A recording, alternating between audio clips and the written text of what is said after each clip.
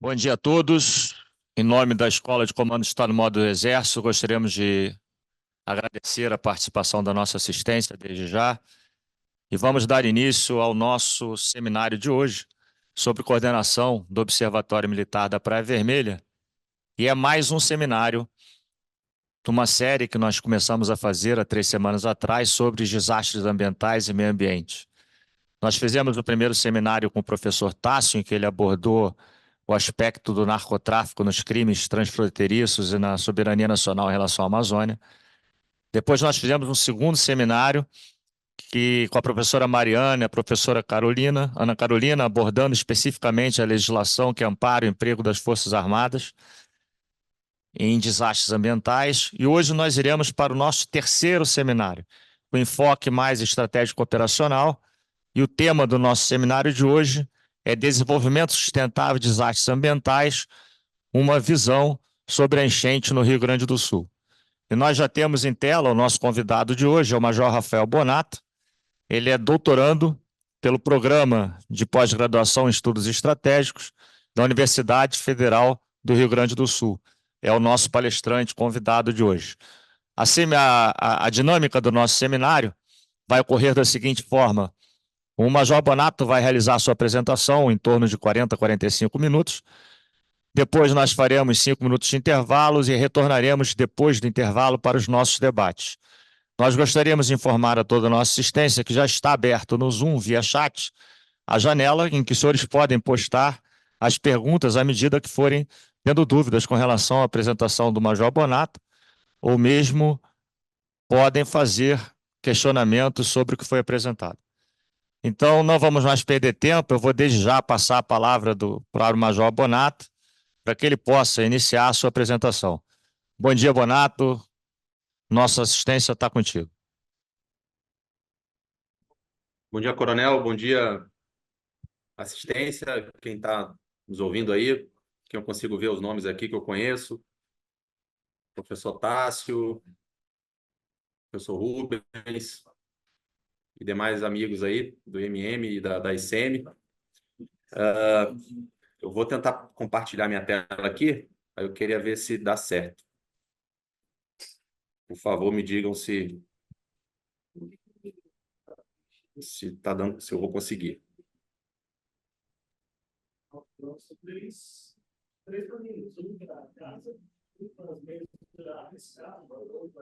Ok, Bonato, daqui a gente está ok, está compartilhado. Bom, então me foi em conversas aí com o Coronel Mega e com o pessoal, né, do MM, da ICM, eu fui convidado aqui para falar sobre o assunto que está em voga aí no momento, que são os desastres ambientais. Então, a gente vai conversar um pouco aqui sobre o desenvolvimento sustentável e desastres ambientais, uma visão sobre a enchente do Rio Grande do Sul. Então, eu estou nesse momento na 6ª Divisão de Exército, como oficial de operações, e como todos sabem, aqui aconteceu, né, no estado, o estado foi assolado por uma tragédia ambiental, e com impacto muito grande aqui sobre a área de operações da própria 6ª DEA, de responsabilidade da 6ª DEA, a parte leste do estado do Rio Grande do Sul, principalmente aqui em Grande Porto Alegre, onde nós estamos, né? Onde está localizado o QG da 6ª DE, do Comando Militar do Sul e outros comandos. Bom, então, eu vou seguir esse roteiro. Primeiro eu vou falar aqui, ambientar a 6ª DE, Fórum de Operações, comentar alguns aspectos fisiográficos aqui da região onde está localizada a 6ª DE, a responsabilidade da 6ª DE. Depois, vou falar um pouco da operação, né, Taquari 2, onde vai ser a ênfase da apresentação. Falar sobre o meio ambiente e segurança. E no final aqui eu vou ligar os pontos, né, tudo que foi falado eu vou tentar juntar como um apanhado aí de lições aprendidas e tudo que a gente tem observado aí durante essa operação que ainda está em pleno desdobramento. Então, usando aqui os níveis de análise do Clausewitz, nós no Exército temos também a parte operacional, mas eu simplifiquei aqui o nível de análise conforme o Clausewitz colocou na obra dele, né, o da guerra, político, estratégico, tático. Nessa apresentação, na conversa de hoje, eu vou tentar eu vou me ater aos aspectos táticos. Porém, nós também podemos fazer diversas considerações estratégicas e políticas sobre o acontecimento, mas aí pode ser objeto de conversas futuras. Então, falando aqui da região do Rio Grande do Sul. Então, aqui está o estado do Rio Grande do Sul. Onde está boloteado é onde nós temos unidades militares da 6ª DE. Então, nós temos aqui unidades, o que está de vermelho são unidades da 3ª Brigada de Cavalaria Mecanizada. Então, são unidades aqui localizadas na campanha. Temos o 12 Regimento de Cavalaria Mecanizada aqui na fronteira com o Uruguai. As bolotas verdes são as unidades de infantaria. Então, temos unidades da 8ª Brigada, né, desdobradas aqui ao longo do litoral aqui da porção leste do estado. Pelotas, temos o Grupo de Artilharia em Rio Grande. E temos aqui ênfase, 2 batalhões de infantaria, mais unidades logísticas e o esquadrão de cavalaria aqui na Grande Porto Alegre. E também temos como organização subordinada à 6ª DE o 6º Batalhão de Comunicações aqui em Caxias do Sul. Então, a 6ª DE basicamente está desdobrada aqui nessa porção sudeste, né? Leste e sudeste do estado. Ok? Basicamente, a grosso modo, o Rio Grande do Sul ele é, digamos assim, ele é de responsabilidade de 2 DEs, a 3ª DE e a 6ª DE. Então, eu dividi aqui, bem grosseiramente, a área de responsabilidade de cada DE, 6ª e 3ª. Claro que algumas áreas da 6ª DE avançam sobre a 3ª e outras da 3ª avançam sobre a 6ª DE. Mas, grosso modo, é assim, a 6ª DE é mais vocacionada para fazer, para ter a sua área de responsabilidade a oeste, Bacia do Rio Uruguai, e a 6ª DE mais a leste, com a Bacia dos Rios, que eu vou apresentar agora. Eu vou falar da Bacia dos Rios porque esse entendimento da Bacia dos Rios, esse entendimento fisiográfico do Estado, nos permite compreender o que a nossa área de operações. Então, aqui tem um mapa apresentando as bacias. Tá? Então, Rio Uruguai, a oeste, responsabilidade da 3ª DE, que também está desdobrada, também está executando a Operação Taquari 2. O sul e o litoral, e aqui em amarelo, que é onde o problema maior aconteceu, que é a grande bacia aqui do Guaíba. Então, nós temos aqui, nesta bacia, nós temos o Lago Guaíba, que é onde fica, onde Porto Alegre se debruça sobre o Lago Guaíba, e aqui temos rios importantes que desaguam do Lago Guaíba, né? O Rio Jacuí, o Rio Taquari, o Rio dos Sinos, o Rio Caí, certo? Todos eles desagam aqui na região de Porto Alegre, na região de Porto Alegre e da Grande Porto Alegre. Então, quando choveu, aqui eu botei umas setas para mostrar como é que esses rios, como é que é a vazão deles. Então, chove, né? Aqui nas regiões mais elevadas, na serra, a água desce, se acumula toda aqui no leito do Jacuí ou deságua diretamente no Guaíba. Então, o que aconteceu no final do mês de abril foi uma conjunção aí que os meteorologistas chamam de tempestade perfeita, né? Um alto índice de umidade, a frente fria. Ela não conseguiu subir porque estava bloqueada por sistemas que os meteorologistas explicam melhor. Porém, o que aconteceu? A chuva ficou toda concentrada nessa região das serras aqui e também na Grande Porto Alegre. E ela inundou aqui, né, choveu durante quase uma semana ininterruptamente, e aí aumentou de maneira inédita o nível dos rios, como a gente verificou. Então, aqui mostrando, né, o impacto sobre a 6ª DE, né, falando aqui especificamente da 6ª DE, desse fenômeno. E aqui as nossas áreas de operações que a gente boloteou aqui, onde foi o emprego maior de tropas. Então, aqui na Serra, na Grande Porto Alegre, no Sul, em Jaguarão um pouco também, porque aqui tem a Lagoa Mirim e ela também inundou. E também atuamos aqui no Vale do Taquari. Mais ou menos eu botei esse mapa para a gente verificar espacialmente aí como é que se desdobraram as operações. Então, uma descrição: Vale do Taquari, Vale do Caí, Serra, região metropolitana de Porto Alegre, que também é o Vale dos Sinos, onde tem as cidades de São Leopoldo, Novo Hamburgo, Esteio e etc., mais a norte. Bacia do Jacuí, então onde fica Eldorado e Guaíba, principalmente, que foram regiões muito afetadas. E a Lagoa dos Patos, né, aqui. Por quê? Porque quando choveu, a água veio descendo e afetou também aqui os sistemas mais a sul, onde fica Pelotas e Rio Grande. Por isso aqui também houve desdobramento de tropas e houve ações de ajuda humanitária. Falando um pouco sobre doutrina, antes de entrar na cronologia das operações, então essa aqui é a cópia, eu extraí aqui uma parte do manual Operações de Ajuda Humanitária. Então, o que eu queria destacar aqui nesse gráfico? Aqui nós temos uma linha do tempo que ela é assim, imediatamente e em 24 horas. Então, quando ocorre o problema, quando ocorre o desastre ambiental, imediatamente nós, né, temos que ser capazes de desdobrar o que é chamado de módulo precursor emergencial. O que é? É aquela equipe que vai estar pronta, vai imediatamente para tentar salvar vidas, ver o que aconteceu, informar, né, o escalão superior sobre o que aconteceu, mais ou menos as dimensões do desastre, mas principalmente vai com o intuito de emergencial, salvar vidas e tentar ajudar de alguma maneira ali aquela crise que aconteceu, o desastre que aconteceu. E depois, em até 24 horas, é enviado o destacamento de avaliação inicial, que já é uma equipe multidisciplinar.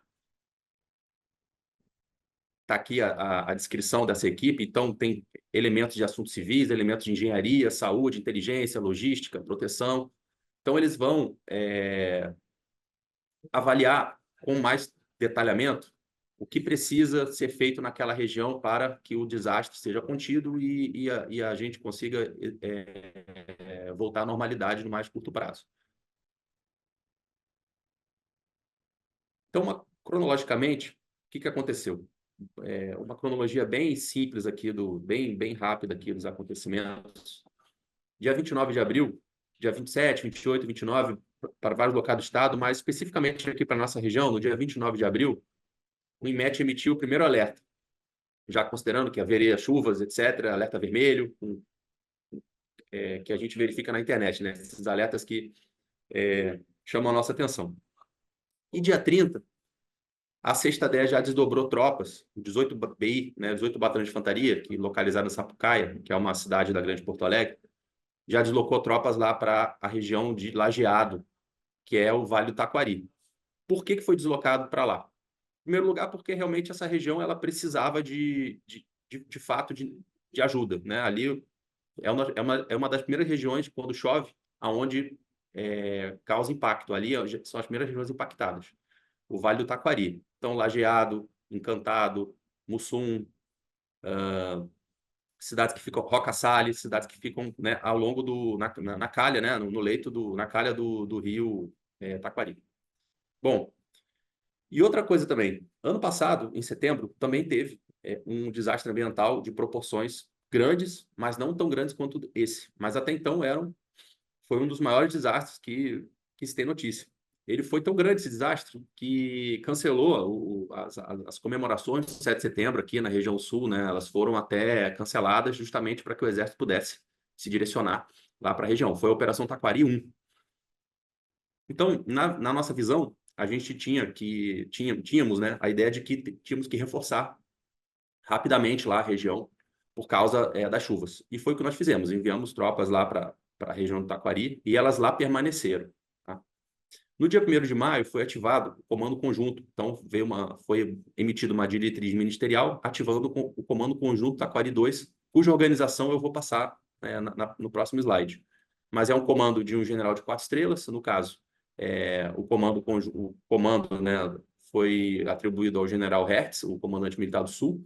Foram estabelecidas forças navais, uma força naval componente, foi estabelecida uma força aérea componente e foram estabelecidas aquelas diversas relações, né, ligações que o Comando Conjunto faz com as entidades da Defesa Civil e outros órgãos que contribuem com a solução, com a solução do desastre. Dia 2 de maio foi ativado o Centro de Operações da 6ª DE. E no dia 5 de maio, então nós estávamos, até o dia 5 de maio, muito direcionados aqui para a situação do Vale do Taquari. Porém, no dia 5, percebeu-se que Porto Alegre tinha sido severamente afetado pela chuva, né? Algo que não tinha acontecido na Taquari 1. Então, na Taquari 1 houve inundações, mas Porto Alegre continuou basicamente com a sua rotina diária, com a sua rotina normal.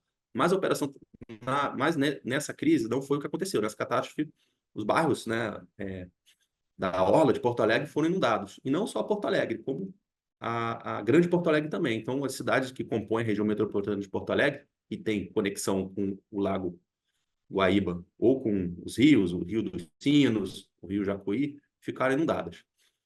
Como a gente, todos devem ter verificado aí nas notícias, vendo no jornal, etc.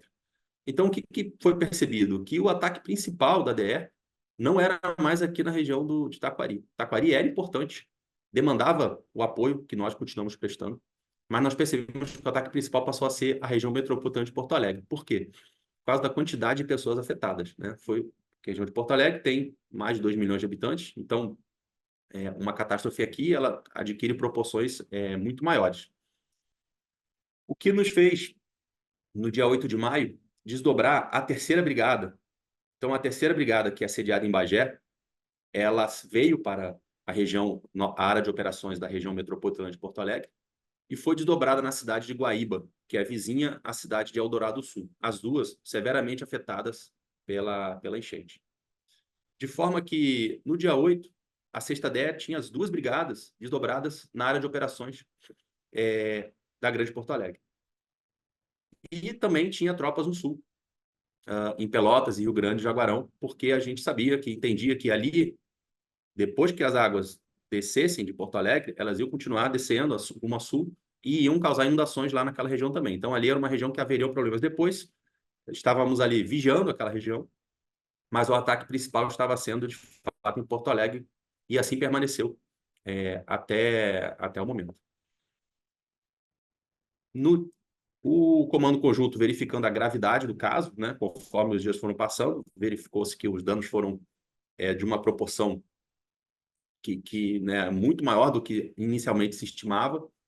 Ele começou a concentrar, foi dando as ordens e as tropas foram se deslocando para a região sul. Então, no dia 10 de maio, a terceira DE ela assumiu a região do Vale do Taquari, e aí a 6ª DE pôde, né, pegar os meios que estavam na região do Vale do Taquari e reverter para atuar na Grande Porto Alegre. Em 18 de maio, a Força Naval Componente assumiu a região de Guaíba. Então, eu disse anteriormente que a terceira brigada ela estava em Guaíba. A Força Naval Componente ela assumiu a região de Guaíba e liberou a terceira brigada para atuar em Eldorado, que é uma cidade ao norte de Guaíba, que estava com uma situação completamente comprometida, né, de inundação, poder público bem prejudicado. Então, a terceira brigada está até o momento dando apoio na cidade de Eldorado. E 20 de maio, ou seja, 2 dias atrás, a 5ª DE ela saiu de Curitiba e se desdobrou aqui na região com a 14 Brigada, que é a Brigada de Florianópolis. Então, a 14 Brigada, a 5ª DE e a 14 Brigada assumiram a região de Canoas, que é uma das cidades que compõem a Grande Porto Alegre,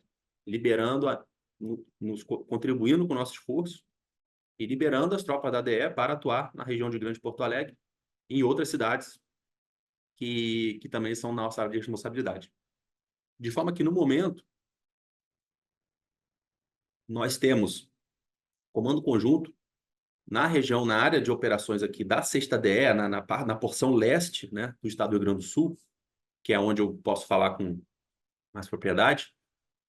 Ela tem a 5ª DE, a 6ª DE, elementos da Força Naval Componente, e a terceira DE apoiando aquela porção do Vale do Taquari, que eu disse inicialmente que tinha sido a primeira a ser inundada. Então, basicamente, essa foi a manobra desde o início e a maneira como ela se encontra no momento, certo? Eu não comentei aqui também a questão de outras capacidades que foram agregadas. É a questão do apoio de saúde, que está sendo coordenado e proporcionado pela região militar.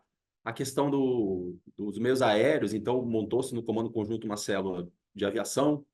Mais de 30 aeronaves foram coordenadas. Desceu um batalhão inteiro, batalhão de Taubaté desceu para cá para apoiar, junto com aeronaves de outros batalhões, e junto com aeronaves de outras forças também.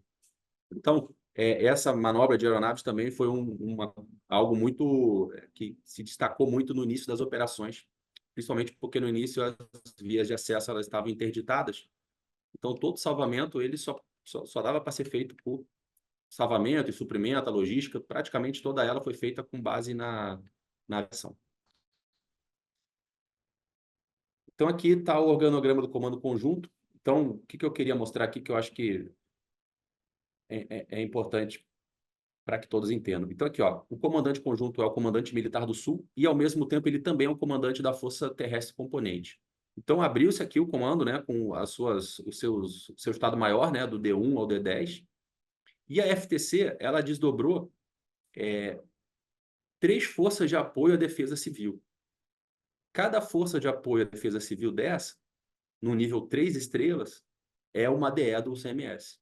Então, a Força de Apoio à Defesa Civil Norte é da 5ª DE. A Central é a 6ª DE e a Sul é a 3ª DE. Então, eu me encontro aqui, né? Nós aqui da 6ª DE nos encontramos operando aqui a Força de Apoio à Defesa Civil Central, que é a 6ª DE. A Força Sul, ela está mais a leste, atuando na sua área de responsabilidade da 3ª DE. E a Força Norte, ela desdobrou uma brigada para nos apoiar aqui, né? Então, na área de responsabilidade da 6ª DE, está tendo o apoio da 5ª DE, porque, de fato, foi a área cujas dimensões do dano foram maiores. Além de, claro, aqui, ó, a questão da região militar e do grupamento de engenharia, que presta apoio de mobilidade contra a mobilidade para todos nós, né? Para todas as forças de apoio. E também aqui, Força Naval, Força Aérea Componente, que foge do escopo aqui da nossa exposição. Mas também estão presentes no comando conjunto. Então, aqui, voltamos a seta aqui, 6ª DE, Força de Apoio à Defesa Civil Central. Aqui é uma dificuldade que nós temos, que nós temos que pensar e executar rápido, é fasear a operação, né? Para que a gente não fique fazendo algo, tem que fazer sempre o que deve ser feito no momento certo. Então, iniciamos aqui.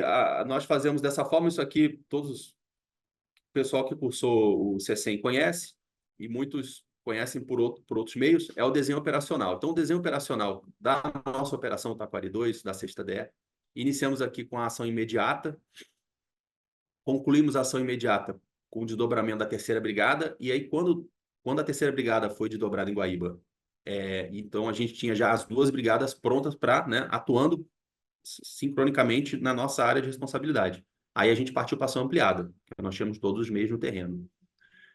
Nós estamos, nesse momento, finalizando a fase de ação ampliada. Enxergamos que a ação ampliada ela está se concluindo e a gente, dentro de alguns dias ou algumas semanas, iniciaremos a fase de normalização, que daí já é o foco, eu vou passar aqui mais para frente, mas é a fase de restabelecimento dos serviços públicos, da limpeza, de restituir os moradores de volta às suas residências, né?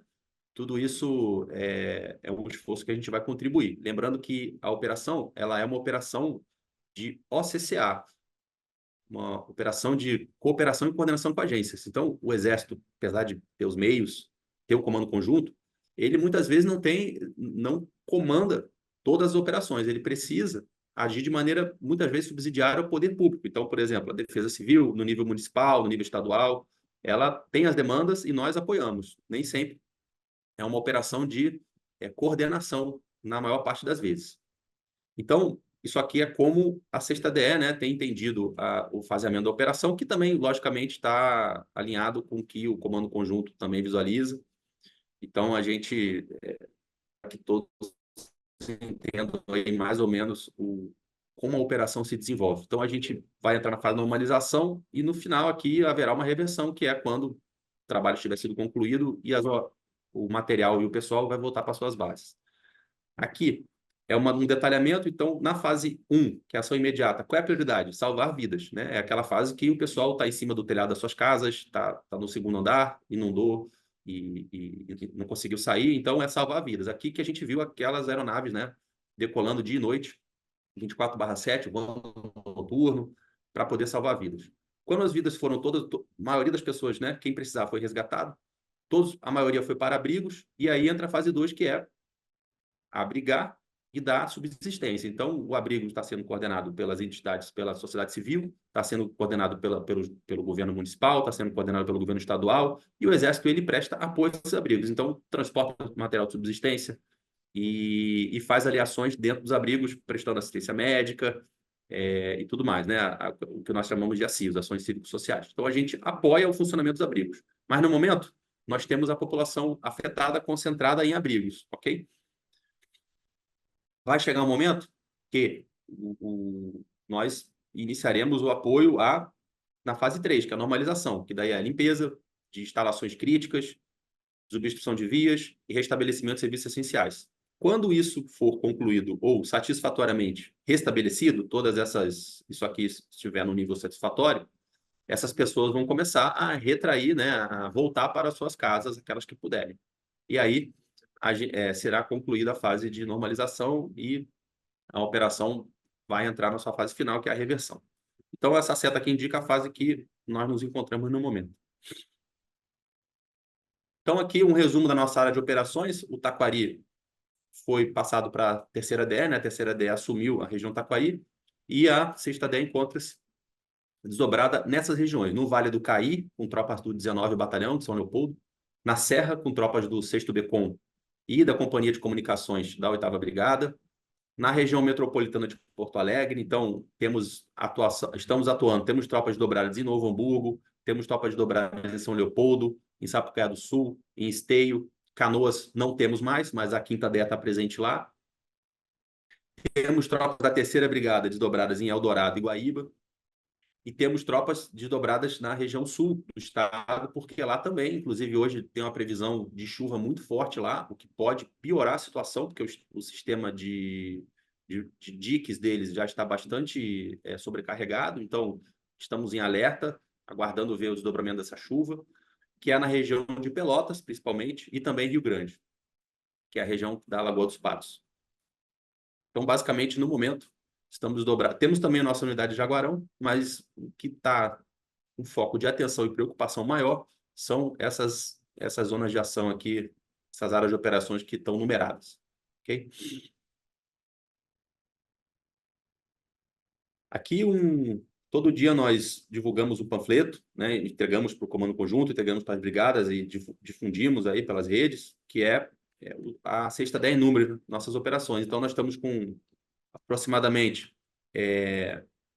2.300 militares, mas ontem, no final do dia, esse número aqui subiu para 2.500. 40 municípios foram atendidos desde o início das operações. Então, aqui são números para que a gente compreenda a dimensão do que estamos efetuando, né? Realizando. Mais de 350 viaturas, né, utilizadas, estão no terreno agora, 350 viaturas estão sendo utilizadas, toneladas de donativos transportados. E aqui algumas missões relevantes da sexta DE, e a gente cumpriu em apoio, né, aos organismos públicos, aos órgãos públicos. Bom, como conclusão parcial, o que eu diria que a gente pode citar assim como dificuldades, né, desafios que foram encontrados aí nas operações. Primeiro, não nessa ordem de prioridade, não quer dizer que esse aqui seja o maior desafio, tá? São apenas ideias que nós entendemos aí que devem ser consideradas. Primeiro, a natureza da operação. Então, é uma operação de OCCA, é de coordenação e cooperação com agências. Então, a sinergia tem que ser buscada a todo momento, né? É muito importante que todo mundo esteja engrenado e buscando o mesmo objetivo. Essa sinergia, ela é realizada pelo Comando Conjunto. Eles que têm ali as células integradas para realizar esse tipo de coordenação. Eu apenas ressalto que isso exige, né? Porque depois, quando deu problema, tudo muito rápido. Aconteceu o problema, imediatamente tem que se instalar o Comando Conjunto e vários profissionais de várias corporações com diversas culturas têm que se reunir numa sala com várias mesas, né, e começar a solucionar os problemas. Então, demora um pouco até a coisa engrenar, né? O procedimento, a linguagem, os documentos, os processos, os trâmites, não é rápido. Então, isso é um desafio. Acredito que nós estamos cada vez conseguindo agilizar mais esse processo. Eu acho que a Operação Taquari 2 permitiu, né, que esse processo fosse otimizado ainda mais. Porém, não deixa, sempre será um desafio. Outro desafio é colapso de infraestruturas críticas. Então, estações de distribuição e tratamento de água, de energia elétrica, distribuição de alimentos, né, a parte logística, isso tudo foi afetado. Então, é uma área de operações que está colapsada, né? Então, o que nós costumamos entender num planejamento, manda a logística, pega o comboio e leva para lá. Não vai dar, aquele comboio não vai dar para chegar lá, porque ali aquela rodovia está interditada e não tem como chegar, então tem que buscar a via aérea. Pede para guardar, leva a ração para ficar 72 horas, até o suprimento chegar. Então, todas essas condutas tornam a situação mais complexa. O impacto sobre as nossas tropas, por quê? Porque nossos soldados, nossos sargentos, nossos oficiais, nós moramos aqui na região. Então, nós fomos afetados diretamente. Então, teve militar que perdeu tudo, teve militar que não conseguiu chegar na unidade, teve militar que não conseguiu sair da unidade. Então, existe essa necessidade de se avaliar o dano causado às nossas tropas e de se trabalhar isso, de mencionar e trabalhar. Então, é mais uma, né, mais uma variável aí que torna o problema complexo. Como eu disse, então, a interdição de vias de acesso, as principais vias de acesso, as BRs, as RS, todas foram interditadas em maior ou menor grau, o que fez crescer de importância o uso da aviação, que foi fundamental para o início das operações, fundamental para o sucesso, né, da primeira fase, que foram os salvamentos. Muito mais vidas teriam sido perdidas se nós não tivéssemos tido o apoio dos meios aéreos na primeira fase, porque as vias de acesso, se você pegar o mapa do Porto Alegre, é que não fizemos isso aqui, e pegar e separar ali as estradas, as rodovias que incidem sobre Porto Alegre, quase todas não foram interditadas. Uma ou duas só que estavam abertas. Então, isso aí aconteceu praticamente em toda a nossa área de operações, leste aqui do estado. Dificuldade de comunicações, porque tem a torre de transmissão de celular que não funciona mais, né? As estações deixam de funcionar, e aí o WhatsApp não funciona mais, o celular não funciona mais, e aí cresce de importância as unidades de comunicações, estabelecendo as redes, né? O que nessas horas, né, que a gente verifica a importância das comunicações estarem de fato operando, o que nos facilitou fazer a coordenação e o controle. E diferentes problemas e necessidades na área de operações, por quê? Porque cada cidade, cada município vive uma realidade diferente e foi afetado de maneira diferente. Então, alguns alagaram, outros tiveram infraestrutura danificada, outros, a chuva nem chegou, ou chegou menos, vai chegar ainda, outros, ou seja, são fases distintas, necessidades distintas, características distintas.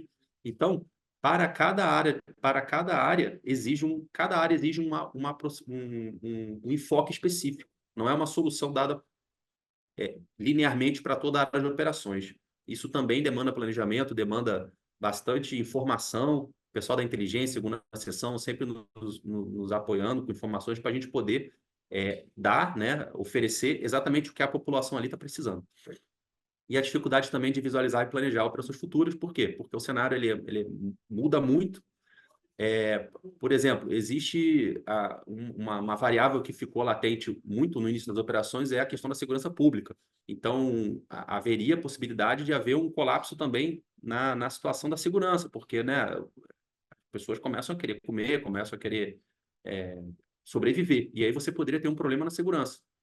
Esse cenário não se manifestou, mas era um cenário que estava sendo considerado. Para isso, teríamos que, né, no caso, no nível do comando conjunto, esse cenário ele foi estudado e estavam sendo tomadas ali digamos assim, os planejamentos para que isso acontecesse. Então, o GLO é um exemplo que eu dei, mas vários outros exemplos a gente poderia dar de cenários futuros ainda mais catastróficos que poderiam ter acontecido e que demandariam ação das forças armadas. Bom, vou deixar um pouco a parte aqui a parte da operação, e vou falar um pouco da parte teórica, da parte acadêmica, como que a literatura pode contribuir para a gente pensar também, né, de uma maneira acadêmica, de uma maneira teórica, o que aconteceu, e no final eu vou tentar ligar os pontos, ok? Então, eu vou falar aqui sobre a relação entre meio ambiente e segurança. Para isso, eu vou novamente fazer a pirâmide aqui, mas dessa vez para falar dos níveis de análise de relações internacionais. Então, 3 níveis de análise nós podemos aqui, de cara, né, considerar quando a gente vai estudar algum fenômeno das relações internacionais. Um nível global, um nível internacional, que é entre estados, e o nível doméstico. Então, eu vou tentar trazer uma literatura bem clássica, né, e bem basilar para cada nível desses. E no final, como eu disse, eu vou conectar essa literatura com a Operação Taquari 2, a nossa experiência aqui real, né, uma experiência prática, né, de catástrofes ambientais. Então, no nível global, ok?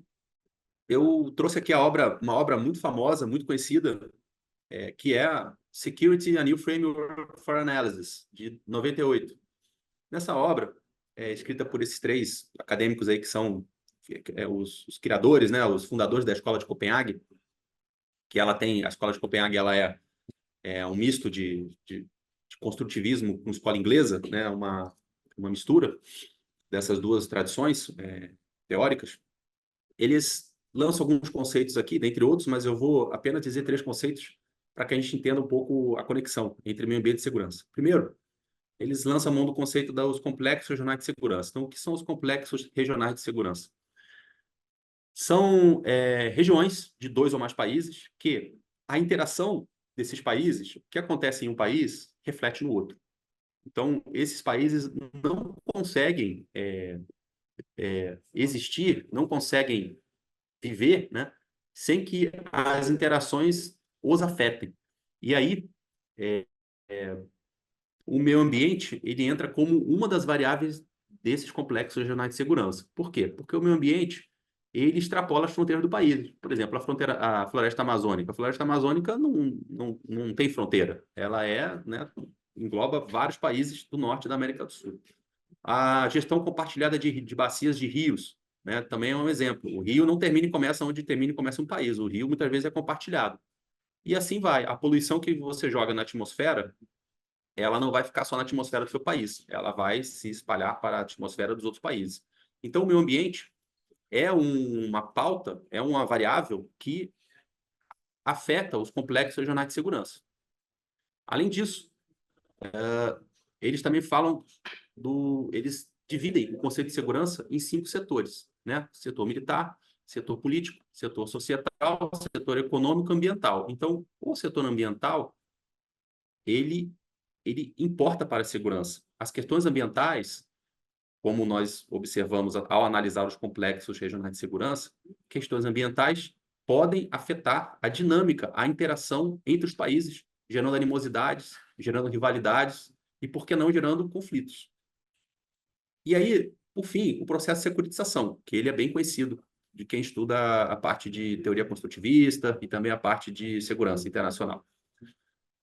Bom, as questões de meio ambiente podem vir a ser tratadas em instâncias de segurança, né? Então, nós temos aí declarações da OTAN. A OTAN, quem entrar na página da OTAN, quem acompanhar as sessões da OTAN, vai verificar que a OTAN frequentemente tem feito alusões à questão da segurança ambiental, à questão do desenvolvimento sustentável, à questão dos conflitos por recursos naturais devido às mudanças climáticas.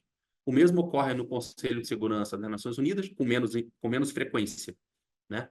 Mas também há debates nesse sentido lá, e principalmente nos planos, nas estratégias, nos documentos oficiais das Forças Armadas de diversos países. Eu destaquei aqui da National Security Strategy de 2021 dos Estados Unidos, que diz aqui, eu até coloquei ali em negrito,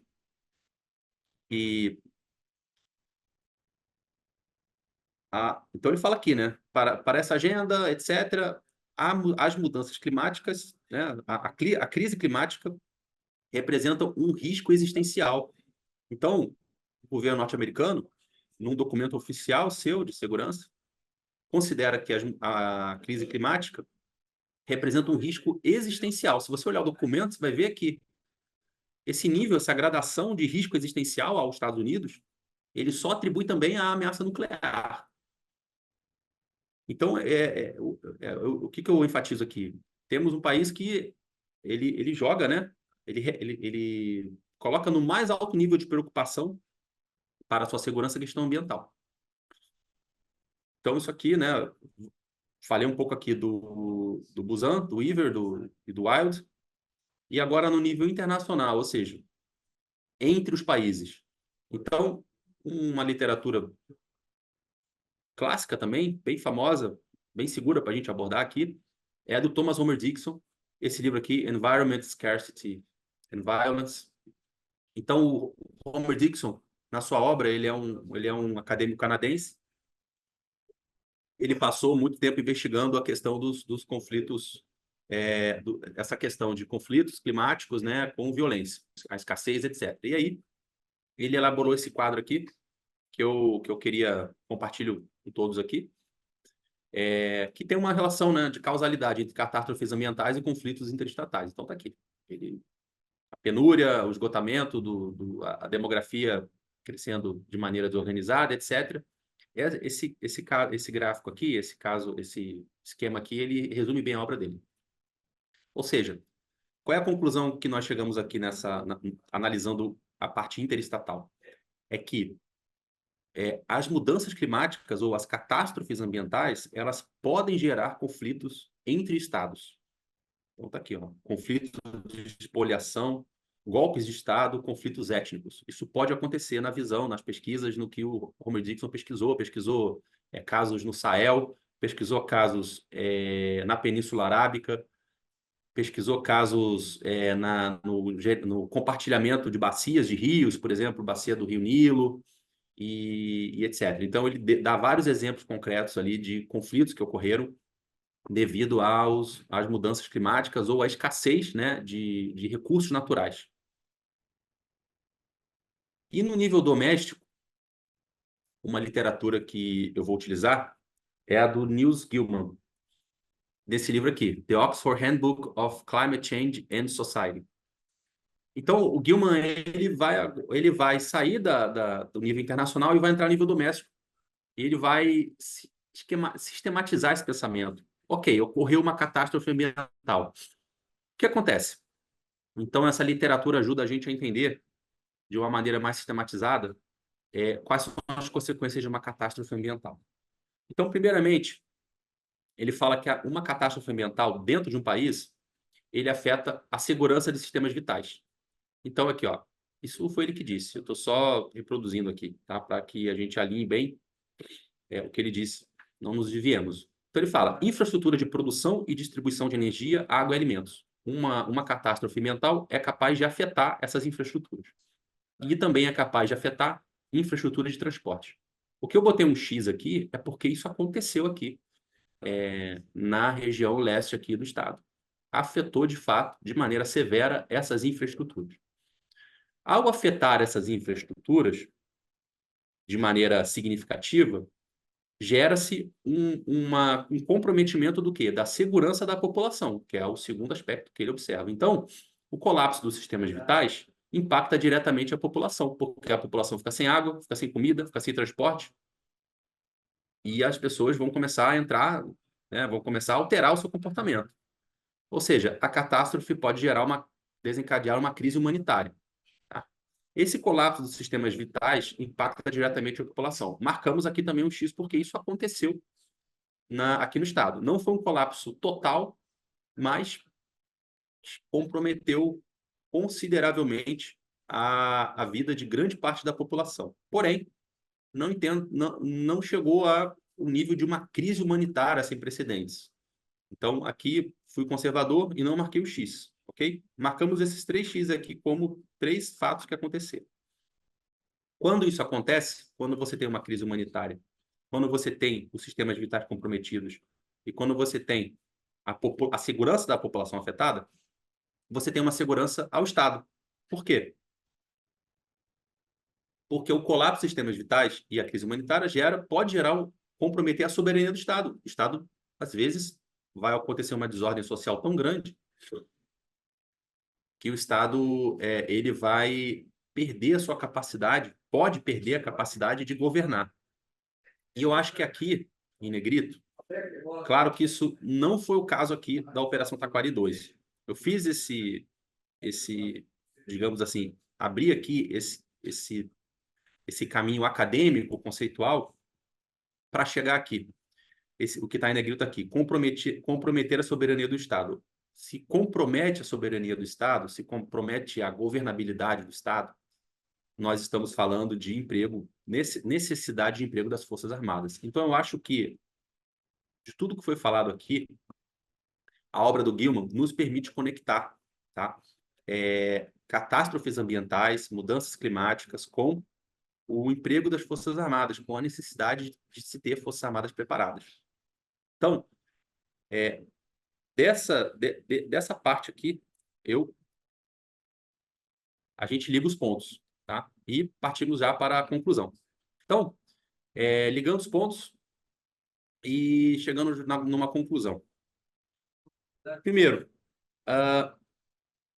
é a importância da dimensão informacional na operação. Então, como é uma operação de caráter humanitário, como uma operação que todos viram, tem muitas questões humanitárias envolvidas, muitas perdas, né? Não só de vidas, quanto de posses.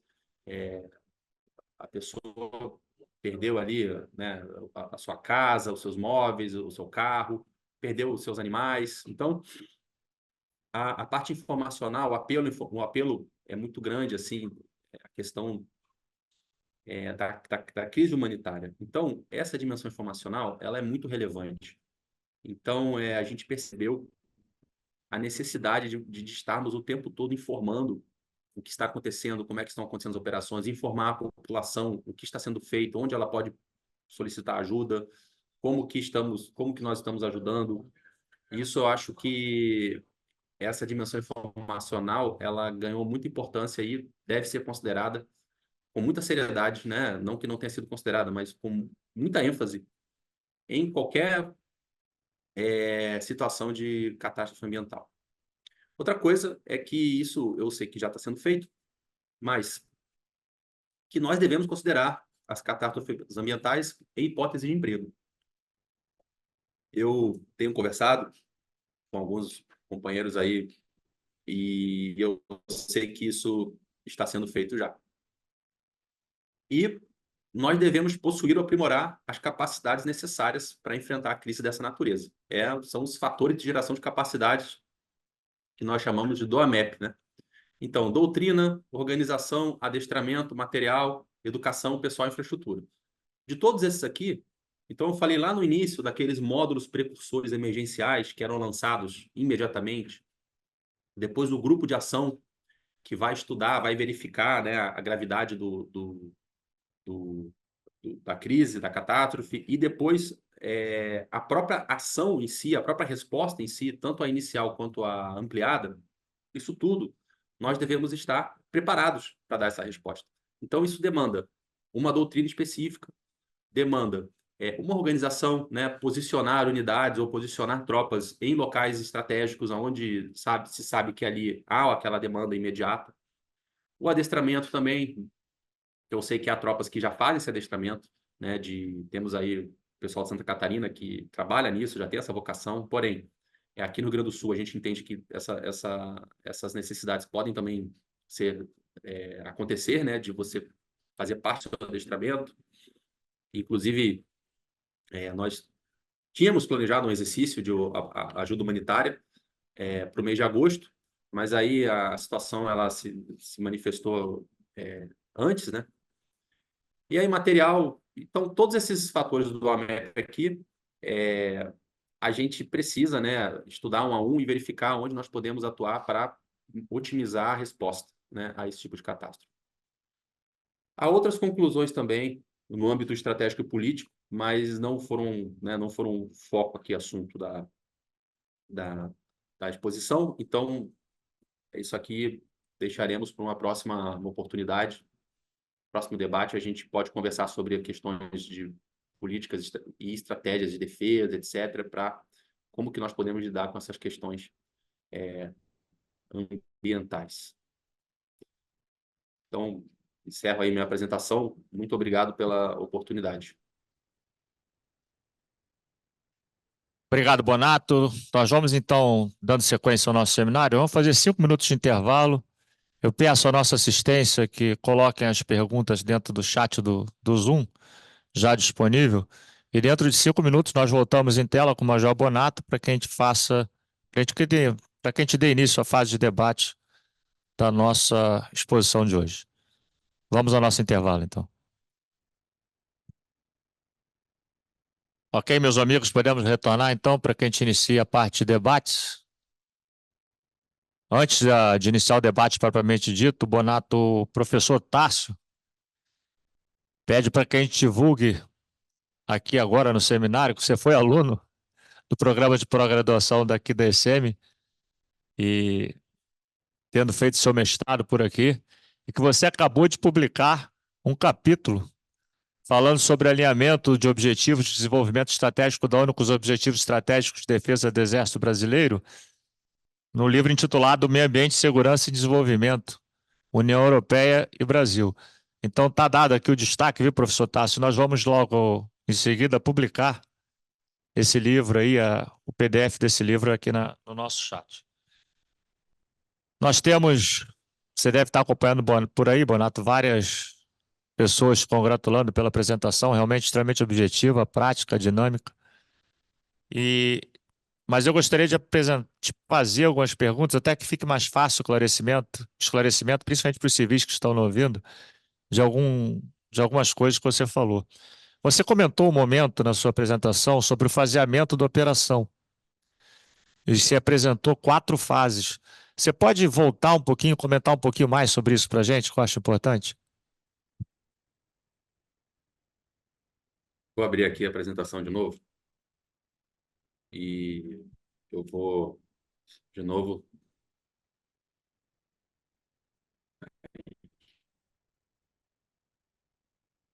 estão conseguindo ver a tela? Sim. Ok. Bom, então isso aqui é o que nós chamamos de desenho operacional. Então, o pessoal, os alunos que cursam o curso de Comando de Estado-Maior, a gente tem acesso, né? A gente aprende a desenvolver essa ferramenta. O que que são esses? Cada triângulo desse é um ponto decisivo. Então, aqui a gente coloca as linhas de esforço que nós queremos trabalhar. Então, a defesa, apoio à defesa civil, ações na área informacional, apoio logístico e a questão da proteção, a proteção às nossas tropas, às nossas instalações e a proteção de infraestruturas estratégicas, que nós entendemos que são essenciais para o cumprimento da nossa missão. Por exemplo, estruturas de fornecimento de energia, estruturas de fornecimento da água, depósitos de suprimento, etc. Então, aqui é um desenho que a gente, aqui essa linha pontilhada, ela é um percurso que se visualiza que a operação ela vai seguir, né? A operação ela vai seguir esse percurso. Então, no ponto 1 tem uma descrição do que tem que ser feito, no ponto 2, no ponto 3, até o ponto 24, que é o retorno das nossas tropas às nossas bases. Aqui eu não coloquei muita informação, esse desenho ele tem mais informações. Eu não coloquei para facilitar, senão vai ficar muito poluído e eu sei que muita gente do público aqui não tem familiaridade com esse desenho. Sim, eu Bom, acho que sobre as fica mais fases, prático. Você tem um slide mais para frente um pouquinho aí, que você fazia em 4 fases. Esse aí. Esse esse aí. aqui, tá. Isso. As fases. Então, a gente, novamente, né? A ação imediata é aquela com os módulos precursores emergenciais. E o que tem? O que tem disponível naquele momento nas unidades, a gente manda. Claro, né? Com a devida logística, com a devida coordenação, a gente manda porque a gente sabe que a presença daqueles militares no local vão salvar vidas. Então, é a prioridade máxima. E aí, às vezes, o militar vai, né, a tropa vai, a gente tem que ver a logística, ver a coordenação, etc. Porém, qual é a prioridade nessa fase? É salvar vidas. Ah, essa é a prioridade. Depois, uma vez que todo mundo, né, a maioria das pessoas, quem realmente precisava, porque tem cidadãos que não querem sair das suas casas, ele só tem aquilo, toda a vida dele está ali, ele sabe que ele tem medo, né? Ele tem o receio de que se ele sair ele vai perder, ele vai ser roubado ou aquilo vai ser perdido. Então, o pessoal, a família, às vezes, vai para o segundo andar da casa e fica lá. Ou seja, não querem ser resgatados, não aceitam ser resgatados e não são resgatados. Porém, quem precisa e de fato é resgatado é colocado em abrigos. Então, a segunda fase é quando esse momento de resgate termina, e aí a função passa a ser dar subsistência, dar condições para aquelas famílias, primeiro, ficarem bem instaladas onde elas estão, e segundo, prepará-las para o retorno, né, às suas casas. Então, ali você pode entrar com componentes de assuntos civis, assistência social, assistência médica, questão de direitos, assessoria jurídica, etc. Tudo ali, esses abrigos podem oferecer. O pessoal que participou de missões da ONU sabe bem melhor o que eu estou falando, né? Essa questão de abrigos, né? Tem muita literatura e conhecimento a respeito desse assunto. Terminada essa fase, quando se verifica que as pessoas, os cidadãos, podem retornar a seus lares, e aí a gente entra na terceira fase, que é o retorno, mas antes dele tem a preparação da infraestrutura para essa população voltar. Então, a água, uma hora, ela vai descer e vai possibilitar que a gente vá para esses locais para fazer limpeza, desobstrução de vias, restabelecimento de serviços públicos. E aí a população ocupa novamente, aquelas que puderem, que conseguirem, as suas casas para reconstruir novamente as suas vidas, né? E, por fim, terminado a reversão. Então, grosso modo, em linhas gerais, esse é o faseamento, né, que a sexta DE visualiza para a operação, que é muito semelhante, alinhado com o que o Comando Conjunto também visualiza. Tá? Isso que deixo claro isso porque a gente trabalha sempre numa relação de subordinação, né? Então, o faseamento nosso aqui é muito semelhante, está bem alinhado com o que o Comando Conjunto também preconiza. Perfeito, Bonato. Durante sua apresentação, você nos apresentou o organograma do Comando Conjunto, que está atuando na Operação Taquari 2, e nos salta aos olhos, principalmente os elementos de emprego que vocês têm em mãos, e que são as 3 forças de apoio à defesa civil, que você citou, e uma força logística de ajuda humanitária. Você poderia explicar para a gente melhor qual é a missão dessas forças? Não precisava particularizar as 3. O que uma força de apoio à defesa civil faz e o que a CFT de logística humanitária faz na prática em apoio às ações da Operação Taquari? É porque o que acontece? Tudo a gente pode basear, né, o nosso raciocínio na geração de capacidades. Então, o nosso planejamento ele é um planejamento baseado em capacidades, ou seja, eu identifico o problema e eu, posteriormente, verifico quais capacidades eu tenho que gerar para resolver esse problema. Quando ocorre uma crise ambiental como a que aconteceu agora, são verificadas quais são as capacidades exigidas para resolver esse problema. E aí, a sexta DE em si tem capacidades específicas dela, das suas tropas, para fazer face ao problema. Porém, nem todas as capacidades que a sexta DE tem, nem todas as capacidades que a quinta DE tem, nem todas as capacidades que a terceira DE tem são suficientes. Por isso, são abertas outras forças-tarefas com outras capacidades para agirem, né, em apoio ao comando conjunto. No caso da terceira região militar, Força Logística de Ajuda Humanitária, quais são alguns elementos que a região militar ela desdobra para trabalhar em proveito da operação? Vou dar alguns exemplos. Primeiro, o grupamento logístico, né? Então, nós fazemos na DE a logística, digamos assim, para as nossas tropas. Porém, existe uma logística muito maior, que é a logística de todo o comando conjunto, digamos assim, ou a logística de todo o teatro de operações, tá? Essa logística quem realiza é o grupamento logístico. Então, o grupamento logístico, ele está ali, faz parte da força-tarefa de logística de ajuda humanitária, que está a comando da terceira RM. Outra coisa que a terceira região militar faz também é o apoio de saúde.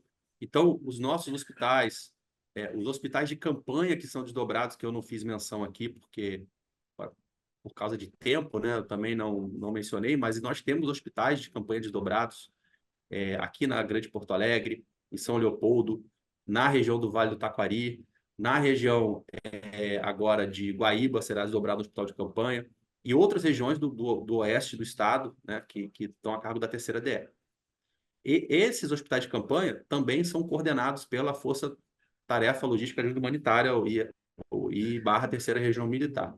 Então, resumidamente, a força logística, ela contribui com o esforço apoiando naquilo que as forças de apoio terrestres, elas não têm, as DS não têm.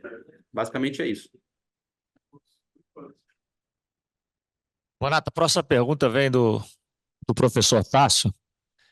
Ele pergunta: quais capacidades barra equipamentos militares que hoje você vislumbra poderiam ser desenvolvidos de uma forma dual em outras agências, de modo a ampliar as capacidades destas mesmas agências, as tornando mais efetivas? Olha, para você pensar em aquisição e desenvolvimento de equipamentos, você tem que pensar em cada fase da operação que você quer trabalhar, né? Então, na primeira fase da operação, o que a gente precisa equipar os módulos precursores emergenciais. Então, por exemplo, o uso de botes específicos, né? Porque depois que a região fica alagada, não se acessa mais a pé. Então, primeiramente, acredito que aquisição de botes, mas não pode ser. Existem botes que são específicos para esse tipo de atividade, porque como a região ela está colapsada, o bote às vezes transita e fura, né? Porque não tem noção do que está lá embaixo. Equipamentos de proteção individual também é importante. Sistemas de vasculhamento de busca e drones com visão termal, por exemplo, ou com sistemas óticos que permitam que seja feito sobrevoo noturno das áreas para que sejam verificados onde estão as pessoas pedindo para serem resgatadas. Eu acho que são equipamentos que são importantes, têm uso dual e servem, são muito úteis para as nossas operações. Muitos desses equipamentos nós utilizamos. Depois que termina a fase de resgates, na fase de reconstrução, certamente eu visualizo o equipamento de engenharia, aí não seriam para a divisão de exército, seriam já a cargo do grupamento de engenharia, mas todo o maquinário necessário para você reconstruir vias, reconstruir pontes, reconstruir edificações, e também equipamentos de proteção individual. Por que equipamentos de proteção individual? Porque os militares, às vezes, eles têm que adentrar nas casas, adentrar nas instalações que estão com barro. Esse barro, ele às vezes, ele é foco, né? Pode transmitir doenças, então tem todo um equipamento de proteção individual que tem que ser utilizado. Então, eu acredito também que esse tipo de material é necessário que nós disponhamos para poder executar as ações que são demandadas nessa fase. Perfeito. Nós vamos então agora, Bonato, para a nossa última pergunta, tendo visto adiantado da hora. Você comentou no decorrer da sua palestra também, eu achei bastante importante esse destaque que você deu, que os nossos militares e os que estão trabalhando diretamente no apoio às vítimas desse desastre ambiental, na verdade, em sua grande maioria, eles também são vítimas desse desastre ambiental. Que eles foram afetados, suas famílias foram afetadas. Como é que vocês da Sexta DE estão trabalhando a parte psicológica desse efeito causado na tropa que está em ação nesse momento? Bom, no desenho operacional que a gente apresentou, uma das linhas de esforço nossa é a logística. A logística, ela é tanto de pessoal quanto de material. Então, na parte de pessoal, especificamente aqui do oficial do E1, né, carregado de pessoal, inicialmente, o que a gente fez? A gente avaliou quais os impactos que a catástrofe causaram na nosso pessoal. Especificamente, quem é que teve alguma perda material? Quem é que teve alguma perda pessoal? Quem é que está impedido de ir para sua casa? Quem é que está impedido de voltar para sua casa? Então, ir para suas casas. Quem é que qual o grau de afetação dessa catástrofe para cada indivíduo? Então, no nível dos batalhões, no nível das organizações militares, esse levantamento foi feito. Quando esse levantamento foi feito, foram tomadas ações para que esse pessoal pudesse ser administrado. Então, alguns ficaram nas suas casas, dando apoio para suas famílias, quando se foi verificado que era necessário, e outros tiveram apoio de permanecer nas OM, nas bases, porque não conseguiam voltar, permaneceram nas bases. Agora, existe, tá, uma demanda mais específica, que é uma demanda, digamos assim, mais profissional. Caso o militar, caso um integrante nosso sinta necessidade de ter apoio psicológico, de ter um apoio de saúde mais específico. E aí, nessas horas, a gente conta com o apoio também do Serviço de Assistência Social da Força Tarefa, aquele que eu estava falando antes, a Força Tarefa de ajuda logística de ajuda humanitária, que está sendo capitaneada pela região militar. Dentro da região militar, existe uma seção de assistência social com profissionais, psicólogos, com profissionais especificamente dedicados a essa atividade. Então, quando vem chegando a demanda aqui para o escalão da sexta DE, a gente tem condições de encaminhar esses militares para o Serviço de Assistência Social para que recebam uma atenção mais específica, mais multidisciplinar, se for o caso. Então, é dessa forma que a gente está gerenciando essas questões do impacto, né, da catástrofe sobre as nossas tropas. Perfeito, Bonato. Só mais uma pergunta que eu recebi por WhatsApp de alguém que está nos assistindo também. E quando você entrou no viés acadêmico, quando você abordou os vários estudiosos sobre o assunto, você colocou um slide bastante interessante, em que você elenca fatores que poderiam levar a um colapso governamental face ao impacto do desastre nas estruturas de sustentabilidade do governo. E você pode falar para a gente como é que está hoje, no momento, isso aí? Está tudo sob controle?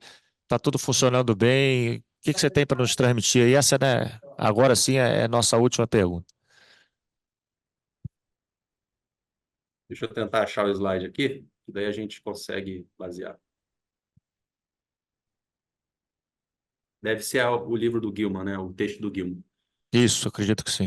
Então, não sei se estão vendo a slide, eu acredito que seja esse slide, né? Que o Gilman Sim, ele vai está numa visível. progressiva, ele começa ali num dano à infraestrutura, que se impacta num dano à segurança da população, que, como consequência, gera uma dificuldade do governo de estabelecer a ordem, a ordem, os poderes públicos, e aí pode acontecer o comprometimento da soberania do Estado. Claro que o Gilman, quando ele fala sobre isso, ele fala a questão de estados ambientalmente falidos, ele cita alguns exemplos de possibilidades que quando isso pode acontecer, mas ele fala de estados pequenos, né? Então, a gente sabe que o Brasil, a catástrofe ambiental do Rio Grande do Sul, apesar do escopo nacional, da comoção nacional, do impacto nacional, né?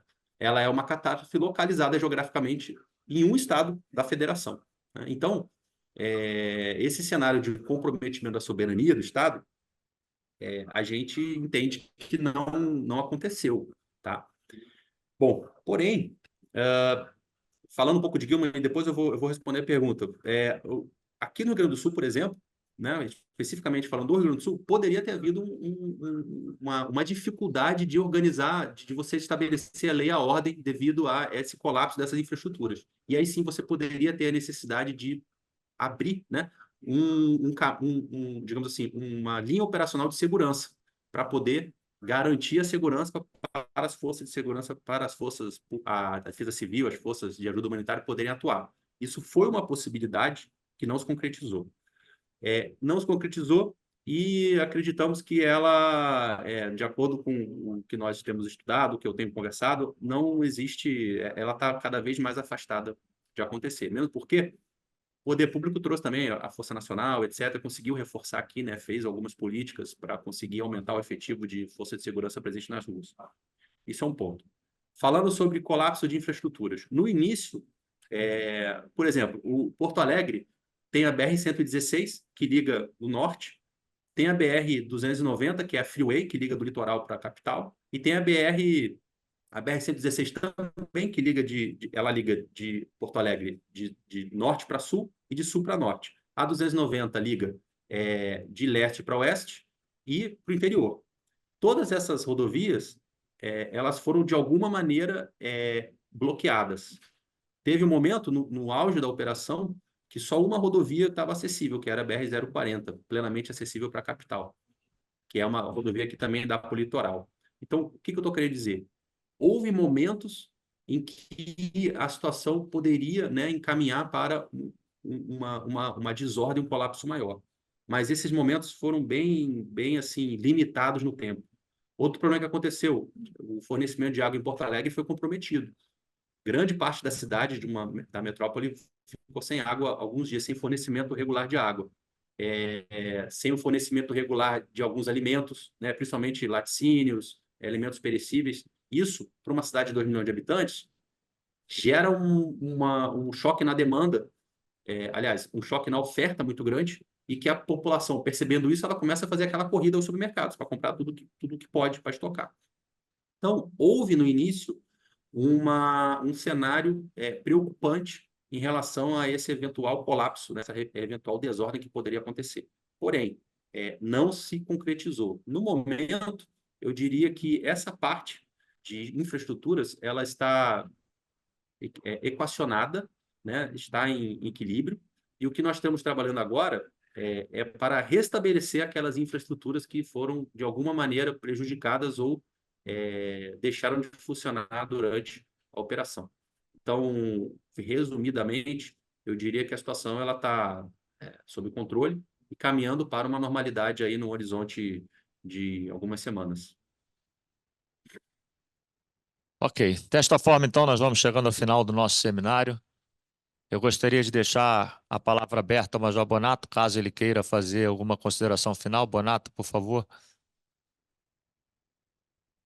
Bom, agradeço ao IMM, agradeço ao Coronel Mega, agradeço meu orientador, amigo, professor Tássio, aqueles que permaneceram aí assistindo à exposição, e me coloco à disposição aqui na Sexta DE e pessoalmente para esclarecer algum ponto que talvez tenha ficado obscuro e para conversar também sobre a operação, que eu acho que foi um aprendizado muito grande para todos nós e também nos fez aí ter aí ainda mais orgulho, né, do papel que as Forças Armadas elas exercem, da necessidade, né, das Forças Armadas em momentos de crise como esse que aconteceu. Ok, Bonato, muito obrigado. Então, em nome da Escola de Comando de Estado-Maior do Exército, do Observatório Militar da Praia Vermelha, mais uma vez agradecemos ao Major Bonato pela excelente apresentação. Eu acho que nós conseguimos ter uma visão acadêmica bem fundamentada na prática do que vem acontecendo. Isso contribui bastante para a aquisição de conhecimento de nossa audiência e para retirarmos até algumas dúvidas que nós tínhamos quando víamos qualquer coisa na imprensa. Então, foi, Bonato, uma apresentação bastante clara, bastante concisa e bem didática. Muito obrigado mais uma vez. E a Escola de Comando Chamado Exército, Observatório Militar da Praia Vermelha, agradecem também a nossa audiência. E nós gostaríamos de informar que esse seminário estará disponível online a partir da próxima semana no nosso site do Observatório Militar da Praia Vermelha, que será disponibilizado para os senhores aí via chat, o endereço desse site. E informamos também que logo em seguida, logo que terminar o seminário, vamos aproveitar a presença do Major Bonato e vamos gravar um podcast sobre o mesmo assunto, aí num tom mais ameno, num tom mais de conversa, de bate-papo, e que em breve esse podcast também será disponibilizado no site do Observatório Militar da Praia Vermelha. Desta forma, então, nós encerramos mais um seminário, desejando a todos um excelente dia.